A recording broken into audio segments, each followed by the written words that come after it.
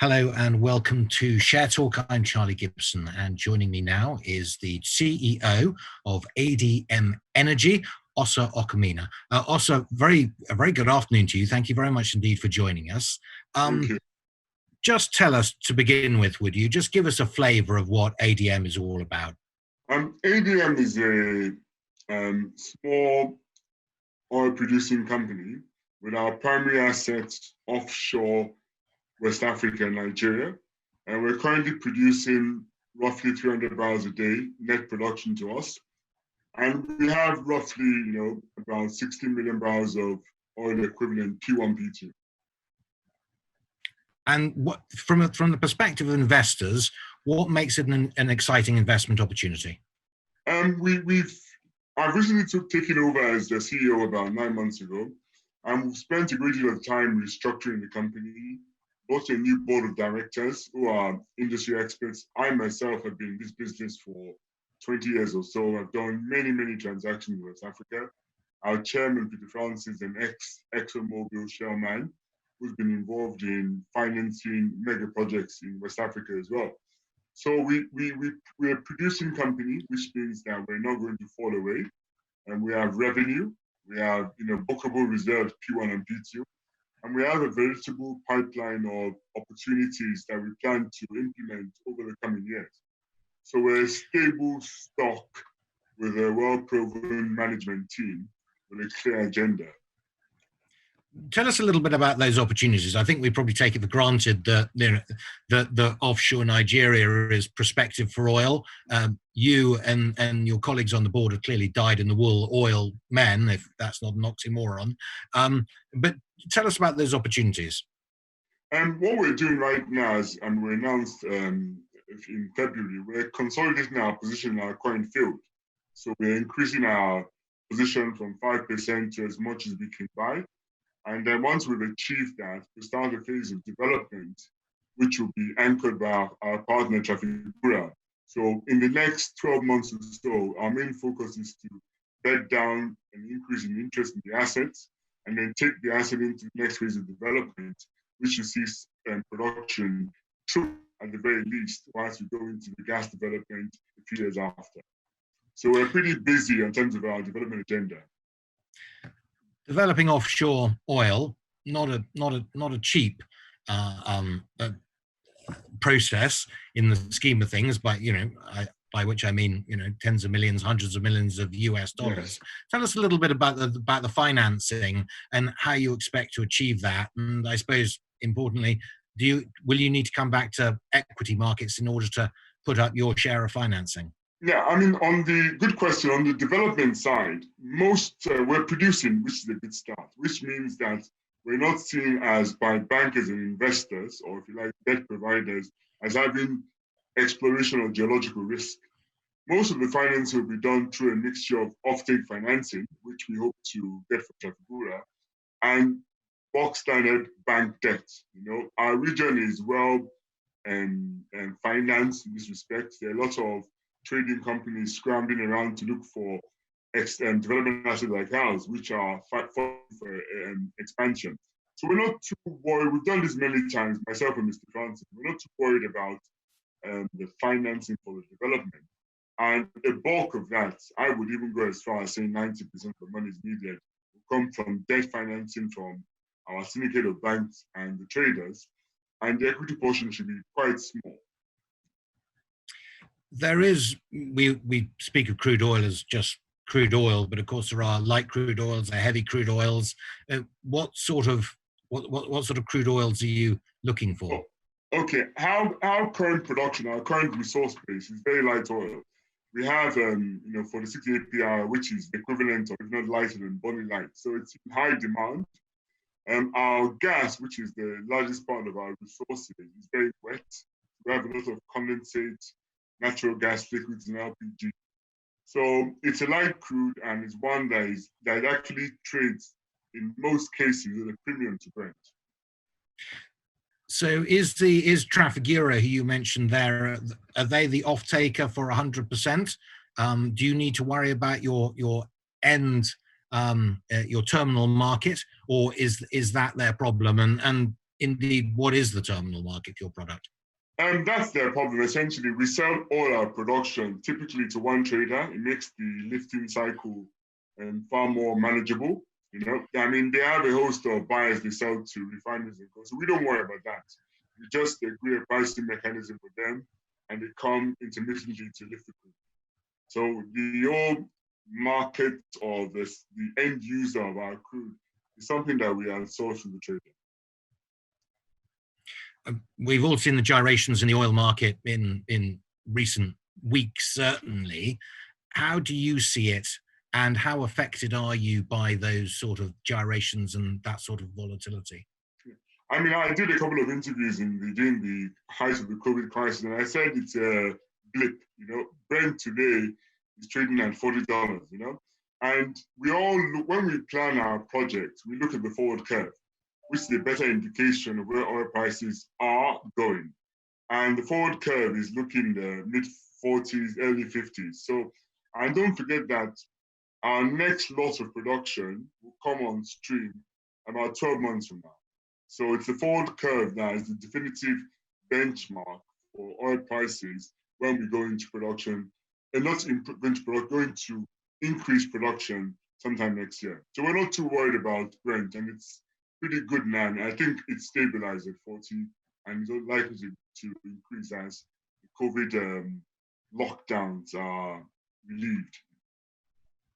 A number of commentators have made the observation that under the COVID lockdowns, this is a remarkable opportunity for the world, if you like, because of the reduction in energy demand and in energy consumption during that period. This is a, I suppose, once in a generation opportunity for the world to take a major step in terms of decarbonizing their energy base. Is that something which could affect demand for your product? You know, I always liken oil to like the blood system in the human body. You know, as much as we try to find new ways of, energizing the world, the use of oil, which is a very, very cheap resource, is likely to be with us for a long time. I read the statistics in The Economist about 6 months ago, where they said that, we would need to invest the equivalent of $600 billion a year over a 10-year period just to get world energy needs to about 30% of non-fossil fuels. So whilst we are all mindful of the planet and we all hope for a greener tomorrow, we must confront the reality, which is that, fossil fuels are cheap and they would serve as a primary source of energy for the foreseeable future. But that is not to say that we're not concerned about that. And I said earlier, our asset is primarily gassy. So we're going to see a transition as people move away from crude oil over the next, say, 15, 20 years. And there'll be increasing demand for gas, which is where we are in our market as well. So whilst we hope for the best, we think it's a bit naive to think that overnight, the world could transition from a very cheap source of energy into a more expensive one in the short term. Although we are all hopeful that agenda will be achieved in future generations. And what is the attitude towards oil from sort of local Nigerians? I'm thinking those particularly, I suppose, more onshore than offshore, but in the delta there have at various points in the past that there has been opposition to the oil industry generally. What is the feeling at the moment of those people towards the industry?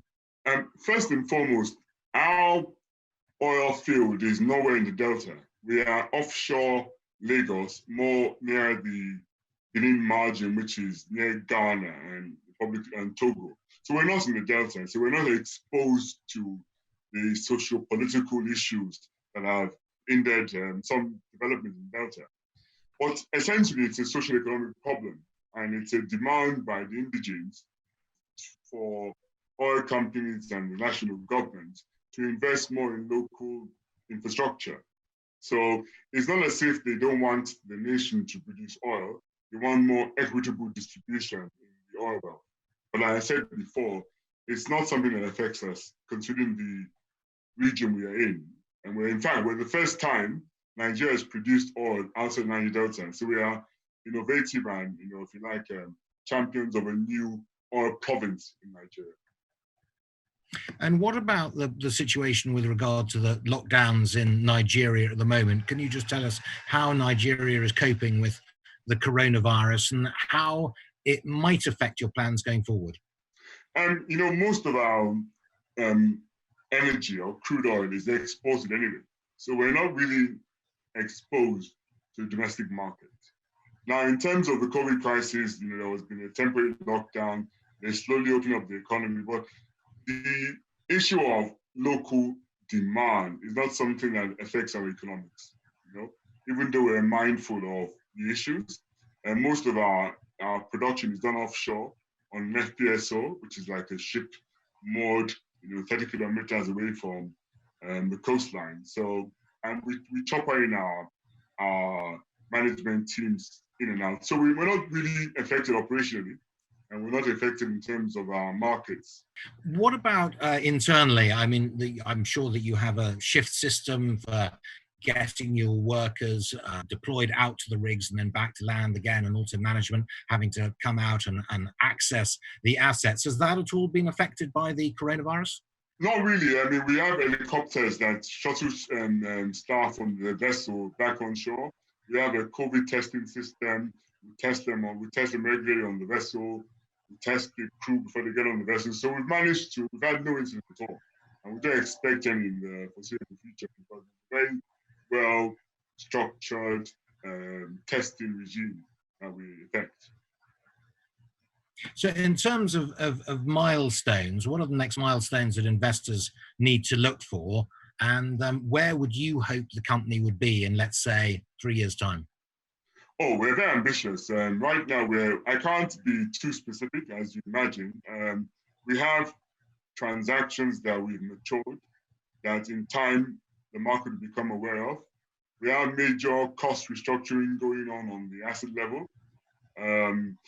In terms of what will be in 3 years' time, we hope to be a company that will be producing significantly more than we have today.